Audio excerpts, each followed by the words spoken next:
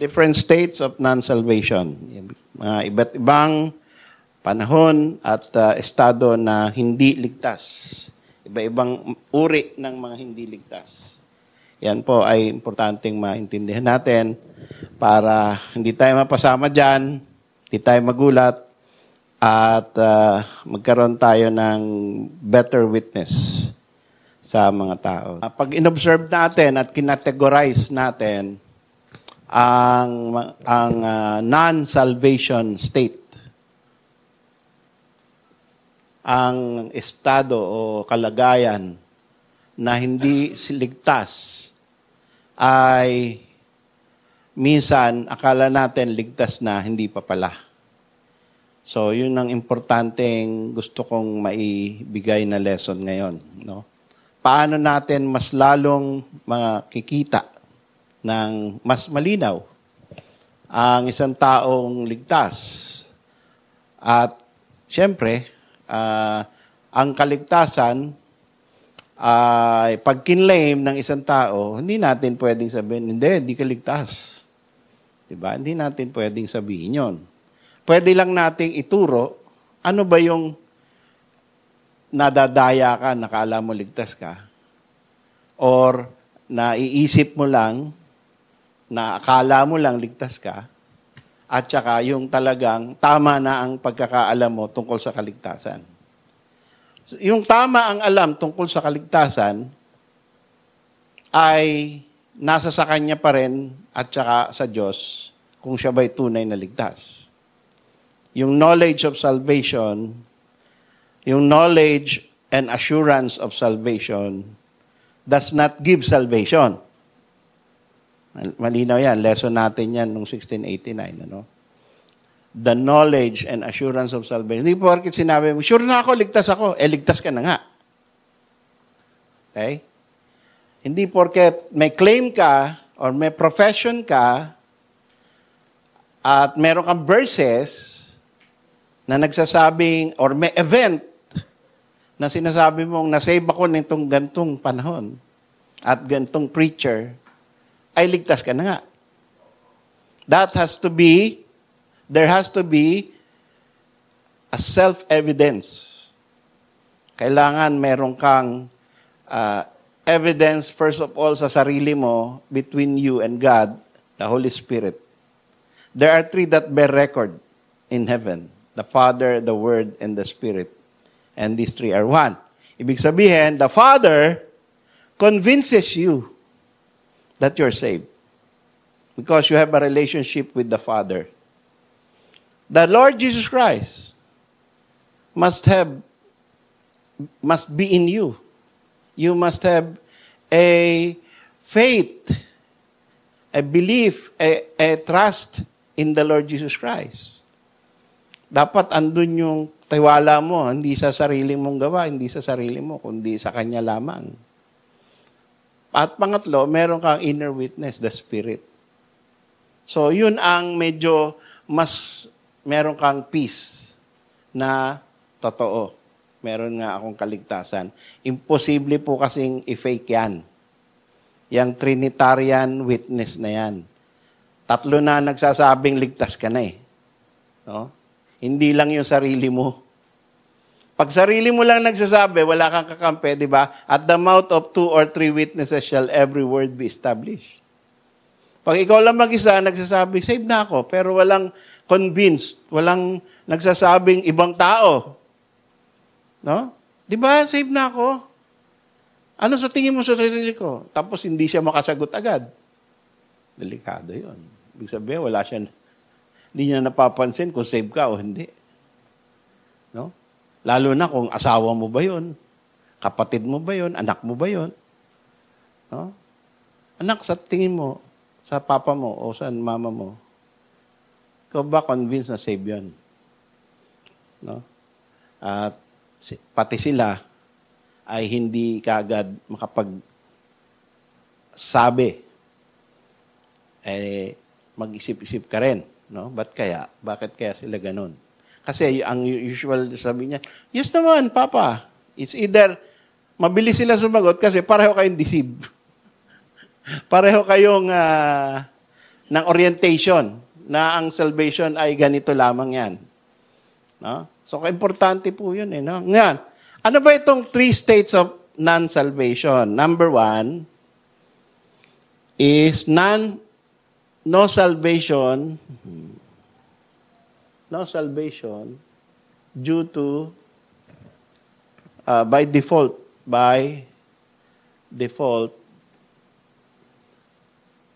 depravity. Okay, depravity. Anong ibig sabihin yan? Mga tao na hindi ligtas, kahit hindi pa sila dinatnan at hindi pa nila tinanggihan si Kristo. Yan po ang default ng tao. You don't need to be a Christ rejecter in order to be unsaved.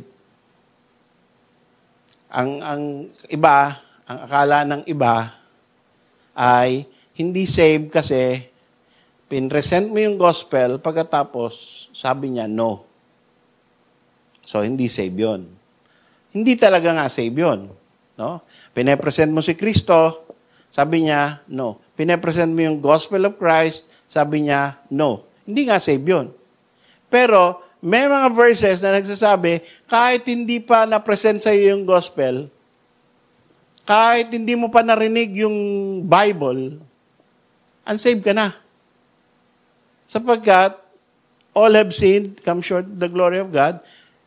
Adam, we are born in iniquity because of the sin of Adam. Tayo, dahil sa kasalanan na ginawa ni Adan, pag tayo pinapanganak, tayo ay by default children of sin, children of wrath. So, hindi mo kailangan na malaman yung gospel o i-present sa'yo yung gospel, tapos sasabihin mo, ayoko niyan, at saka ka lang nagiging unsaved. Ang example niyan ay yung mga nasa malalayong tribu, mga na-remote na isla, mga nasa bundok na hindi naaabot ng mga missionary. Okay? Kagaya sa Saudi Arabia, alam nyo, umikot ako dun sa isang lugar ng Saudi Arabia. Mahaba ako magbiyahe kasi kung saan ako nakakarating doon. May mga lugar doon na pag ikot mong ganyan, ang haba-haba, mga minsan 3 oras ka bumabiyahe, wala kang makikitang bahay. No, biro mo, 3 oras. Walang bahay, puro disyerto. Tapos pagliko mong ganyan, biglang may bahay, mga 10. Sabi ko, paano sila nabubuhay doon? 10 lang sila. Naghahanap ako gasolinahan. Oh. So, pagliko mo ganyan, tapos lalagpasan mo na naman, puro bundok na naman, puro lupa na naman. No? So, yun. Sinong pupunta ron na missionary? Biro mo, una, bawal. Pangalawa, masyadong remote. No? Tapos, pangatlo, sa 10. Sabihin na natin, population ng municipality na yon is 100. No? Dito nga meron tayo, na-meet kami ni Luz. Mga, ano ba yan? Ita ba yan? No? Yung nakatira sa Mount Pinatubo. Ita. Okay? So, lalakad ng 8 oras. Merong pumunta, yung mga missionary. At isipin niyo yung sitwasyon nila, no? Lalakad ka ng 8 oras, tapos, kailangan may dala kang pagkain para makinig sila. Tapos, lahat ng may dalang pagkain, tapos may Bible, para sa kanila, truth. Pastor, whether Baptist yan, Jehovah's Witness, Mormon, Iglesia, Catholic, basta may dala kang pagkain, pakikinggan ka nila. At lahat ng sasabihin mo, oo, sasali sila sa'yo. Oh. Dahil nga, hindi nga marunong magbasa. Hindi marunong ng English. So, kung ano lang yung ipresenta mo, ito si Kristo, oo yun. Oh. So, tapos 8 oras papunta ron, 8 oras pabalik. Ang tawag doon, cardio. Cardio-suicide. Suicide yun. Hindi pwede doon ng basta-basta. No? Pero may pumupuntang Baptist, Evangelical. Ang problema lang, kahit sino nga hindi ka naman pwede magstay doon. Sabihin na natin, merong 500 na Pilipino doon. Lububuhay ka sa kasama nila, malayo sa sibilisasyon. Sipin mo, maging missionary ka doon. Sino bang pwede kaya doon sa ganon? Send na out natin. No? Ganon. Okay? So, ngayon, ang tanong, halimbawa, before, yung ninuno nila, bago, halimbawa, yung before, yung Spanish time pa. So, hindi umaabot doon yung mga gospel, mga Protestant, hindi umaabot doon. No? Paano kaya sila na soul win? Di wala. Pero may tao doon May nakatira ron So, pag namatay sila, ano kaya yung kaluluwa nila? Hindi naman sila nag-reject kay Kristo kasi wala nga sila i-reject. Wala nga pumupunta sa kanila para mag-present. So, ano i-reject nila? Diyan sasambahin nila yung bulkan. Sasambahin nila yung mga anito, kung ano man yun. Kung ano yung kinalakihan nila. Kung ano yung tinuro ng mga nanay, mga magulang nila.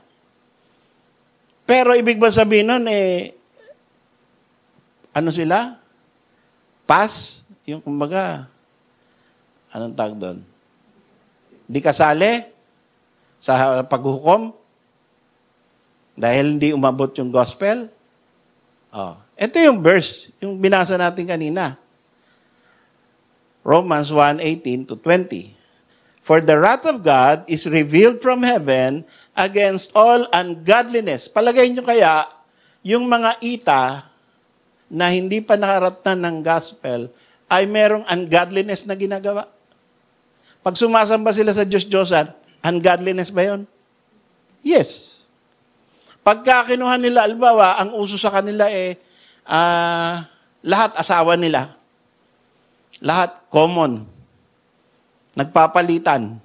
May mga ganong tribo Ungodliness ba yon o allowed? Ungodliness. Pag ninakaw nila yung na hunter ng isang kapitbahay, no? Dinukot. Di ba ungodliness? So, gumagawa sila ungodliness and unrighteousness. So, sabi rito, the wrath of God is revealed from heaven against all ungodliness. Hindi lang some, hindi lang ungodliness nung mga nakareceive na ng gospel na may alam na sa Bible. Pati yung mga tao na walang alam na ungodliness pala yon, galit pala ang Diyos doon, galit na ang Diyos doon.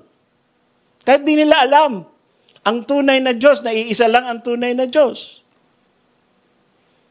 The wrath of God is revealed. Okay? So that's clear. And who hold the truth in unrighteousness. Ano yung sabihin ng who hold the truth? Itinuturo nila okay lang yan. Diba? Kaya nga, kultura Kasi pinapasa to the next generation. Na ito ang gawain natin, ito ang tradisyon natin, okay lang ito. That's why their conscience do not bother them when they do these things. Pagka nagbow sila doon sa araw or doon sa bato, no? Pag may bato dyan, nahugis tao, nagbow sila, tuturo nila sa mga anak yun. So, they hold the truth in ungodliness, unrighteousness. Pinapasa nila, generation to generation. That's why hanggang ngayon, kung meron mang Christian, baka isa, dalawa. Meron mang kilala na si Kristo. Hopefully, meron. Pero, as a culture, ganun pa rin sila. Okay? At marami pong ganyan. No? Unreached people. Ngayon, bakit naman galit ang Panginoon? Kung sila'y ungodly. Bukod sa sila'y ungodly kasi at unrighteous at nagtuturo ng ungodliness and unrighteousness, sabi sa verse 19, because that which may be known of God is manifest in them. Pwede nilang makilala ang Panginoong Diyos if they try. What is the programming of man? Ano ang programming na Panginoon, nilagyan tayo ng program nung ginawa tayo. That is to seek knowledge. Diba? To seek knowledge. Ba't kaya ganun? Sigurado bukas, paggising ko, may araw na naman. Ngayong gabi. Bakit kaya ganun? Sino ba gumawa niyang araw na yan? Saan ba galing yan? Puntahan ko nga yung araw na yan. Malalaman niya, wala palang katapusan. Yung waves. So, curiosity, di ba? Kaya nga tayo merong scientific discovery na it is natural for man to be inquisitive, to be curious. Pero ang failure ng tao, hindi siya curious sa Panginoong Diyos. Hindi niya inuungkat sa sarili niya na sigurado may gumawa ng buong lahat na ito. May nag-design nito.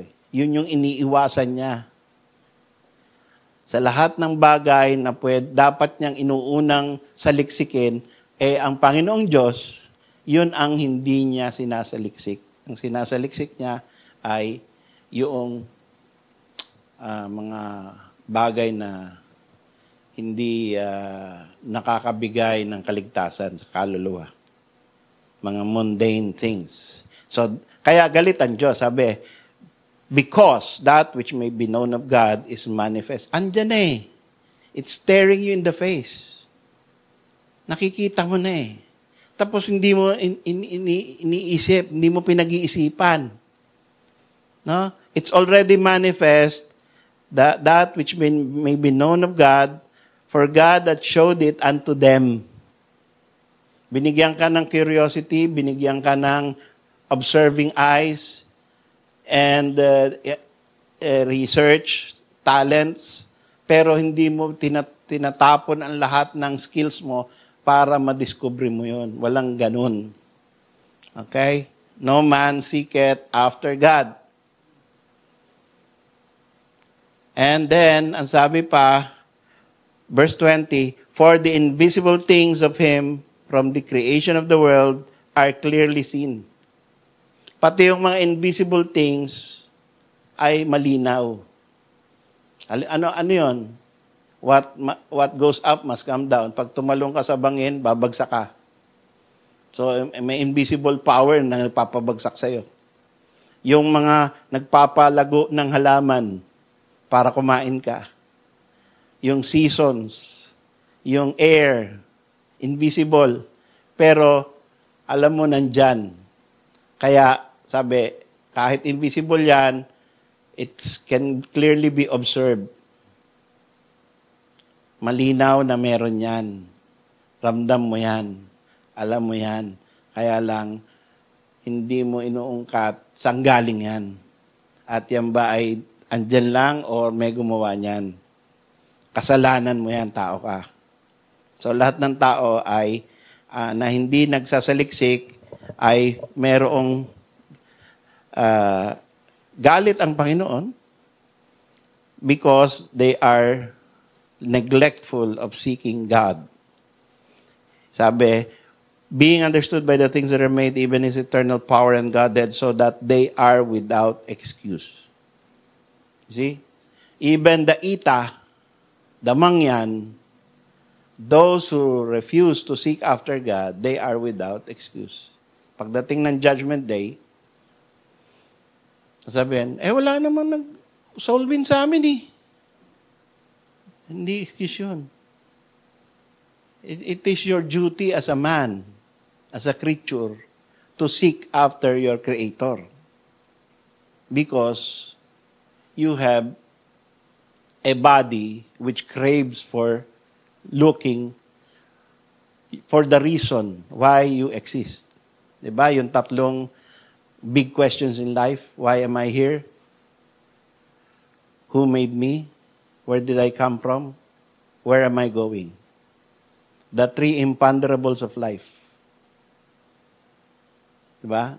Naisip natin yun by default eh. If we are thinking enough, not just about ourselves, but about surrounding. Where did I come from? Why am I here? Where am I going?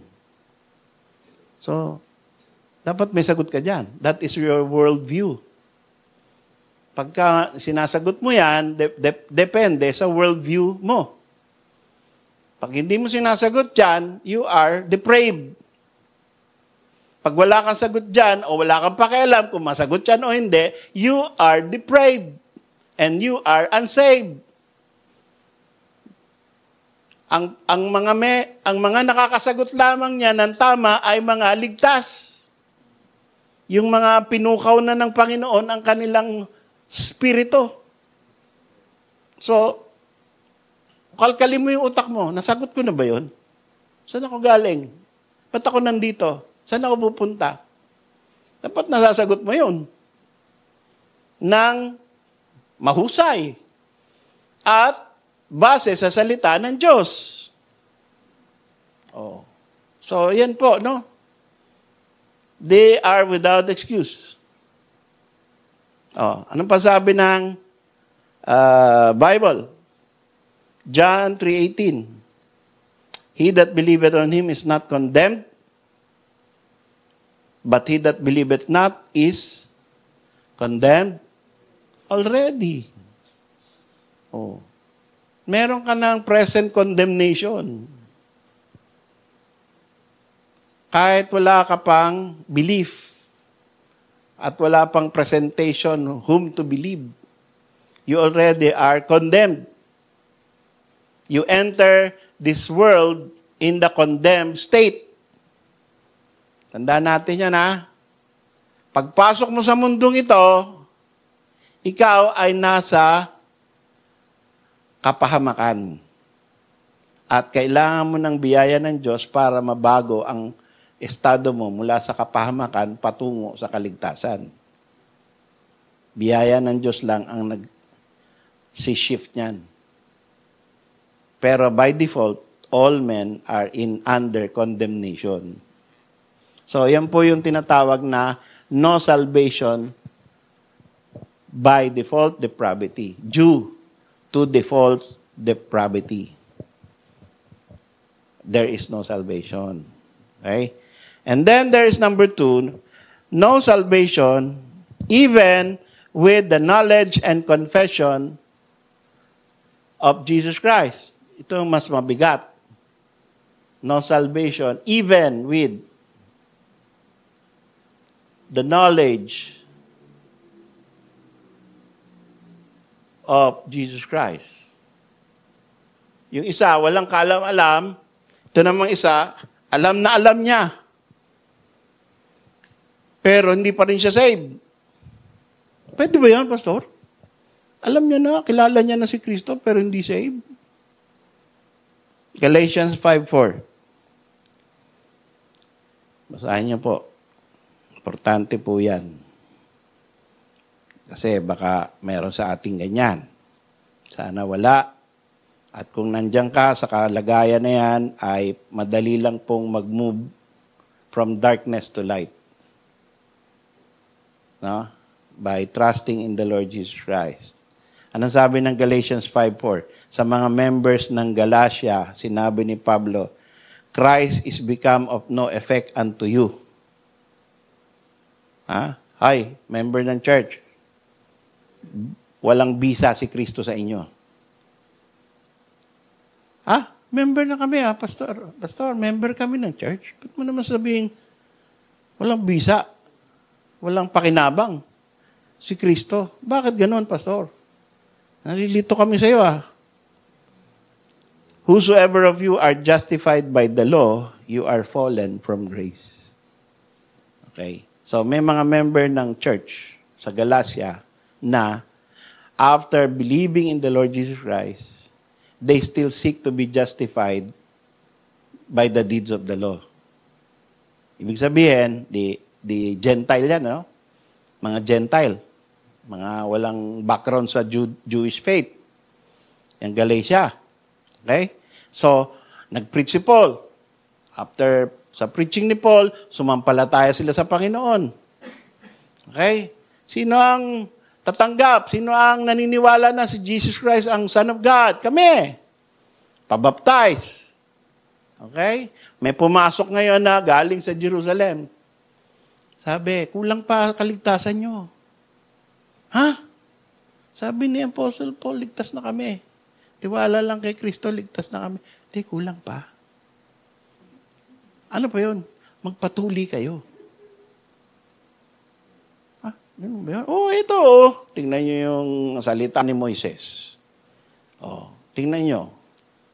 Tingnan nyo sinabi ni Kristo. Si Kristo nagpatuli. Kawalong araw. Ano? Si Pablo nagpatuli rin.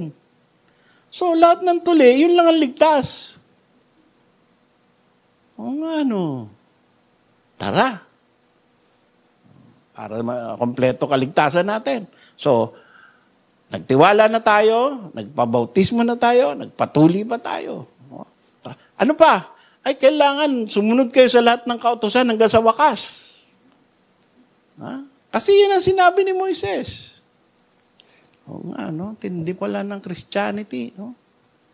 Ayan, narinig kayo ni Paul. Narinig ni Paul. Ha? Sabi niya, naku, pambihira naman yan. No? Ginulo yung church. Ayos na eh.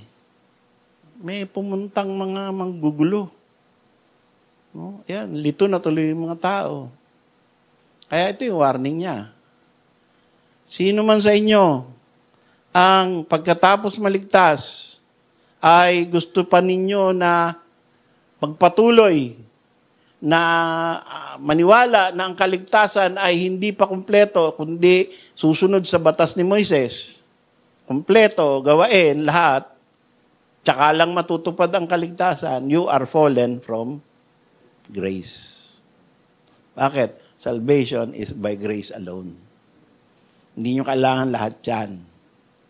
Kung meron kayo niyan, okay. Pero hindi nyo kailangan yan para maligtas. Kaligtasan ay ganito. Yan ay sa paglakad nyo kay Kristo. Gumawa kayo ng mabuti. Sumunod kayo sa mga kautusan ni Moises. Mabubuti yan. Nakasulat yan sa banal na kasulatan. Pero pag kaligtasan ng pinag-uusapan, biyaya ng Diyos lang. Huwag nyong pagsamahin, huwag nyong idagdag. Okay. So, may bumalik. No? May bumalik dun sa grace alone. At yung iba na hindi bumalik, di nag-manifest na they are not yet saved even though they already know Jesus Christ. Tama? So, may mga ganun. Alam na, kilala na nila. Narinig na nila yung ebanghelyo. Nagtiwala na sila. Kaya lang, bakit sila nasinsay? Bakit sila naalis doon sa biyaya? Napunta sa biyaya plus gawa. No? So, iba pa yung salvation by works. Iba pa yon. Sa salvation, kasi salvation by grace, dito yan. Then there is salvation by works, mali yan. At saka yung salvation by grace plus works, mali din. Kita niyo yung tatlo? Salvation by grace alone, yan lang ang tama. Biyaya lang ng Diyos ang kaligtasan. Huwag mong dagdagan. Ito naman, salvation sa pagsisikap mo, sa pagpapakabuti mo, mali yan. No? Dahil hindi kulang lagi yan eh. Paano ka maliligtas sa pagpapakabuti? Kulang lagi kabutihan mo. Not enough. No? Parang gusto mong magbayad sa bangko ng 1 billion peso loan, tapos puro 1 centimo lang ang pambayad mo. Kailan ka pa matatapos? Ilang lifetime kailangan mo para maubos mo, mabayaran mo yun. Kulang at kulang. So, hindi tatanggapin yung 1 cent per day na payment. Diba? Kaya ganun din sa Diyos. Kulang yan. Ang dudumi pa niyan. Mga binibigay mo sa akin. Paano ko tatanggapin yan? Kadiri yung mga binabayad mo sa akin. Tapos ito pa, may grace din, pero sinamahan ng works. Baka kasi kulang yung grace. So wala rin tiwala. Kaya, even though they know Jesus Christ, at ganyan ang karamihan sa mga relihiyon ngayon, tumatawag kay Kristo, may Bible, may church, may giving, ang lalaki, thousands of people. Kaya lang grace plus works. Or works alone. No? Works ang kailang proseso para maligtas. Kailangan mo ng maraming gagawin para manatili kang ligtas. Kailangan mo ng grace pero nawawala yung grace. Kaya babalikan na naman. Kaya in the end, hindi mo alam, asan na ba ako? Parang, she loves me. She loves me not. She loves me. Tapos hindi mo na alam, asan ka na ba? She loves me ba o she loves me not? So, pagbunot mo ganon, he loves me not. Tapos namatay ka. Hindi ako saved. Kasi yun, pagbunot kong ganon, dun sa, tumapat sa he loves me not. Diba? So, hindi by chance ang salvation. Sure ang salvation by the grace of God. Okay. So, we are, sabi ng Hebrews, tingnan nyo to, Hebrews 10, 26 to 29. Ito mabigat. No? May mga tao na ligtas. Alam nila, ligtas na sila. Kilala nila si Kristo. Oh. Pero ano nangyari? Hebrews 10:26. Kilala si Kristo, alam niyang ligtas siya, member na ng church. Sabi, for if we sin willfully, after that we have received the knowledge of the truth. So, alam na nila yung truth. There remaineth no more sacrifice for sins, but a certain fearful looking for of judgment and fiery indignation which shall devour the adversaries. You end up being an adversary. Kaaway ka. If you sin willfully after you receive the knowledge of the truth. Pag alam mo na, kilala mo na si Kristo. Pagkatapos, sabihin natin, tumanggap ka na, member ka na ng church, baptized ka na. Pagkatapos, you sin willfully. Ibig sabihin, binabaliwala mo lahat ng turo. Ang buhay mo ay buhay ng hindi ligtas. Ang buhay mo ay buhay na walang Kristo sa puso. No? Licentious. Alam niyo yung licentious. Ligtas na ako Kaya ko nang gawin kahit ano. Hindi na ako umawala ng kaligtasan. Yun yung licentious. Yun ang willful sinning after receiving the knowledge of the truth. Sa sobrang galing mo sa theology, baliwala na sa'yo kung ano man gawin mong kasalanan. Hindi ka na nako-convict. At itinuturo mo na, okay lang yan. Bira naman. Save na tayo Wala na yan. Okay na yan. Anong ginawa mo? Ano, gusto mo? Teka, punta tayo doon. Yan, yung hindi na nako-convict kahit ano gawin nilang mali.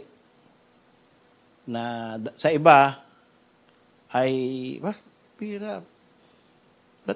Ba't yung kapatid natin, sabi, save na, pero ganun ang ugali, ganun ang bibig, ganun ang buhay, ganun ang lifestyle, ganun ang ginagawa.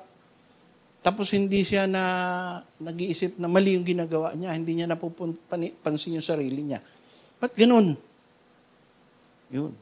So, tisod lahat yung buong church sa kanya. Pero sa kanya, baliwala yun. Sinning willfully. There remaineth no more sacrifice for sin, but a certain fearful looking for of judgment and fiery indignation. Ang Panginoon ay indignant, which shall devour the adversaries. Siya ay kaaway ng gospel, ang mga ganyan. He that despised Moses' law died without mercy under 2 or 3 witnesses. Of how much sorer punishment, suppose ye, shall he be thought worthy who hath trodden underfoot the Son of God.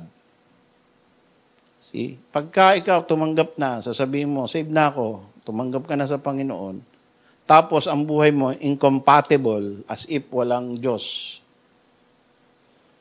ay parang niyuyurakan mo o inaapakan mo ang dugo ng Panginoong Jesucristo.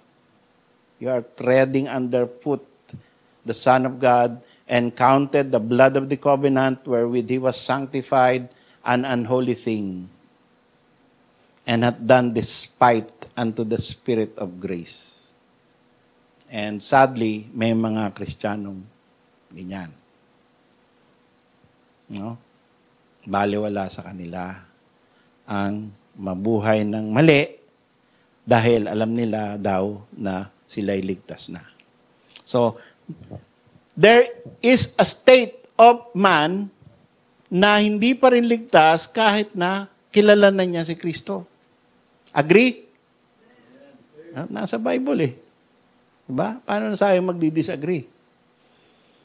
Last is no salvation aggravated by ignorance. So ito na yung normal na alam natin. No salvation because of ignorance, due to ignorance. So dahil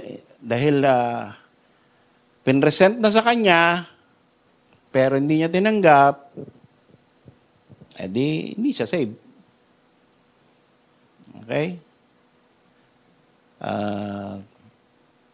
John 8:24 says, I said therefore unto you, that ye shall die in your sins. John 8:24. For if ye believe not that I am He, ye shall die in your sins. There were Jews during His day na nakikita na nga siya, tangkita siya, yung turo niya napapakinggan nila, yung mga miracles niya, kitang-kita nila. Nakita niya, bumuhay siya ng patay. Pero sabi niya, hindi yan si Kristo. Hindi yan yung promised Messiah ni Isaiah. Sa demonyo yan.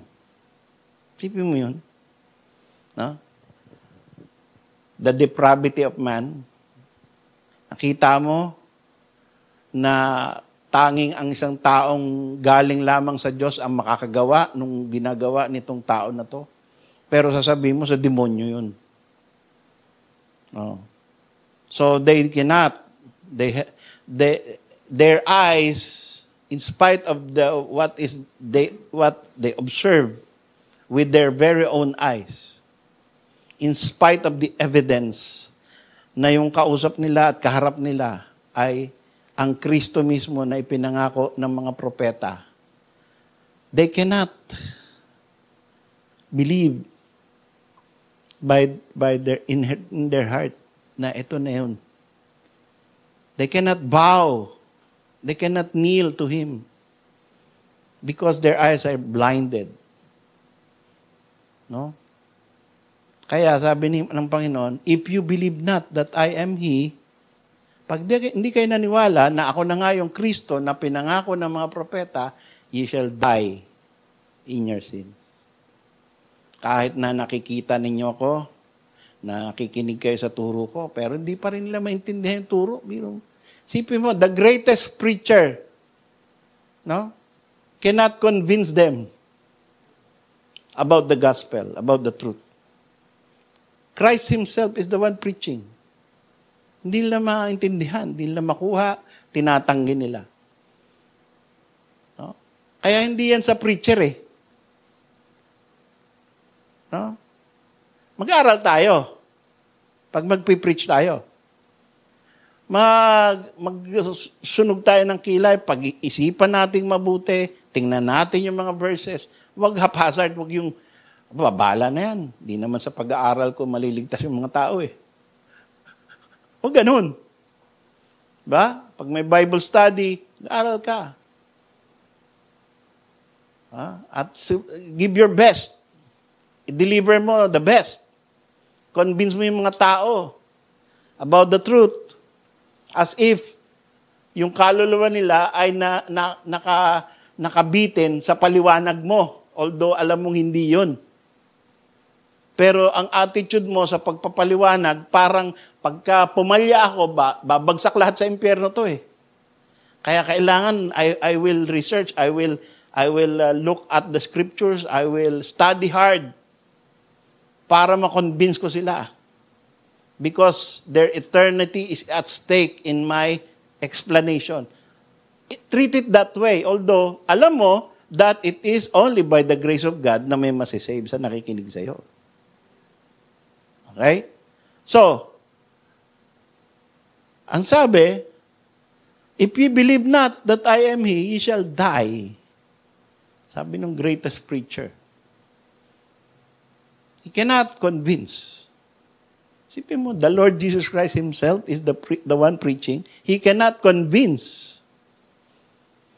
those who are in darkness to look at the light and be saved. So that is the evidence of the depravity of man. That's why they don't have salvation because they remain in ignorance. And that is what happens in most men today. Yung ating mga prospects ngayon. Yung ating mga nilalapitan ngayon. Ay yan ang estado. No? Yung iba ay ignorant dahil nilito nila yung sarili nila sa dami ng aral. No? Meron ba kayong kilalang ganon? Dahil sa dami ng aral, lalong nahirapan na maintindihan si Kristo. Yung isa naman, hindi nag-aral, kaya hindi niya maintindihan yung pinapaliwanag ng preacher. At yung isa naman ay willingly ignorant. Ayaw talagang niyang pag-aralan. Mas gusto niyang pag-aralan yung paano kumita. Diba? So, willingly ignorant. Papalabuin niya yung usapan para hindi mo siya ma-corner. No? Parang palos. Pag kinakausap mo na, akala mo, oops, ano na to, mako-convince ko na to, biglang iibahin yung usapan. Oh. So, wala. Teka muna, pagka soul winner ka, no? Tapos malapit mo nang madala sa isang truth, tapos gustong escape at iniba usapan, huwag mo sundan. Sabi mo, teka muna, tapusin lang natin to. Pwede? Ito muna, dito muna tayo. Pagka nagkasundo na tayo na ito'y tama o mali, at saka tayo lilipat dyan sa bagong tanong mo. Ganon. Ha? Huwag yung sunod na sunod. Wala kayong matatapos nun. Bawa, eternal life, eternal life, eternal life, eternal life, eternal life. Paano naman si Duterte? Yan, baguhin niya yan eh. No? Di ba, sabi niya, iniwala siya sa Diyos pero absent. Di sunod ka sa kanya. Si Duterte kasi ganyan yan. Ito yan. Tapos, di ba? Ganito yan eh. Paano naman yung mga Mormon? Tapusan yun. Di ba? So, wag sunod na sunod. Isa lang, focus. So, those are, sa ngayon, marami pa siguro, pero hindi ko na natin expand. Sa ngayon, 3 lang muna. No? 3 mga estado ng tao na hindi ligtas. Isa ay dahil kahit wala pa siyang ebanghelyo, talagang hindi na siya ligtas. Dahil pinapakita na ng Diyos sa kanila, kahit malayo sila sa kabihasnan, meron pa rin silang pananagutan sa Diyos. Pangalawa ay yung mga kilala na si Kristo, pero hindi pa rin ligtas. Dahil dinagdagan nila ng works. Dahil dinagdagan nila ng sarili nilang mga diskarte, opinion, kultura. At yung pangatlo ay yung umiiwas sa pagkilala kay Kristo. Ang pag-asa ko po, tayo ay wala sa mga ganyang kalagayan, kundi dinala na tayo ng Panginoon sa tunay na kaligtasan. Tayo na nandito ngayon, alam natin na niligtas tayo ng Panginoon because of 3 witnesses. The Father, meron kang relasyon sa Ama. Tumatawag ka sa Ama at pinagbibigyan ka ng Ama. Pangalawa, the Son. The Son is in your heart. You are only trusting in the Son and no other name. Only Jesus' name. Only the grace of God. And third, the Spirit bears witness with your spirit that you are a child of God.